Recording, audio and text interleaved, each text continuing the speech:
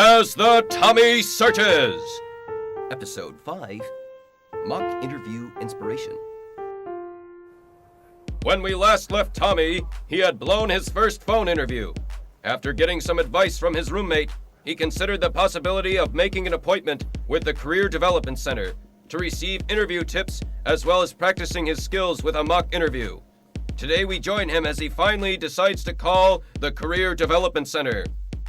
651-962-6761. Hi, I'd like to make an appointment with one of your Career Development Center counselors. Do you have anything open for tomorrow? 10 a.m.? All right, sounds good. Thanks. The day passes by slowly for Tommie, the appointment with the Career Development Center always being on his mind. We join him again the next day as he makes his way to the first floor of the Murray Herrick Campus Center and finds himself inside the office of one of the friendly counselors. So you must be Tommie. What can I help you with today? Well, I've got an interview coming up for an internship, and I'd like to do a mock interview with you.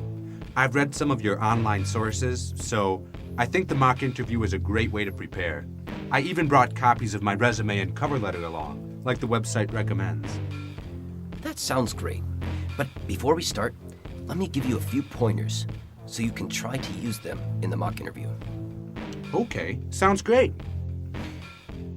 Oftentimes, an employer will ask a question that encourages the candidate to tell a story about past accomplishment. By doing this, it gives them an idea of the possibility of the candidate's future success.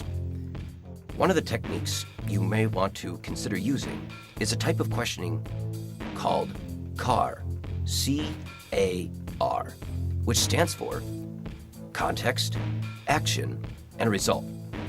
Before you even go to the interview, you want to identify roughly 3 to 5 skills that you have and would be valuable for the position. And think of relevant experiences you've had that use those skills. When you're in the interview and this type of question is asked, you want to briefly give them the context of the situation, the action you took, and the results that followed. It doesn't have to be something amazing. Even a story about how you contributed during a group project would be an excellent, strong CAR story. That sounds awesome. I'll try it out. Good.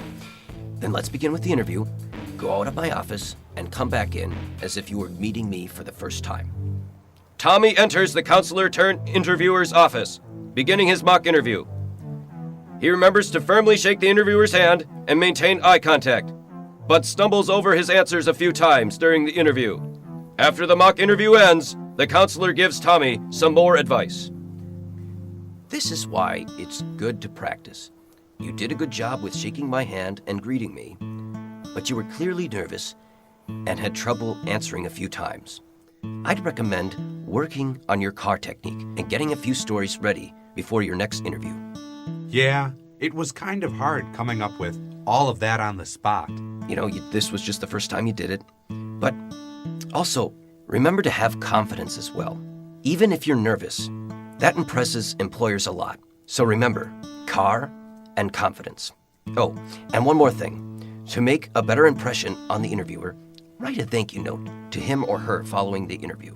That makes a strong impression that you're serious and interested in the position.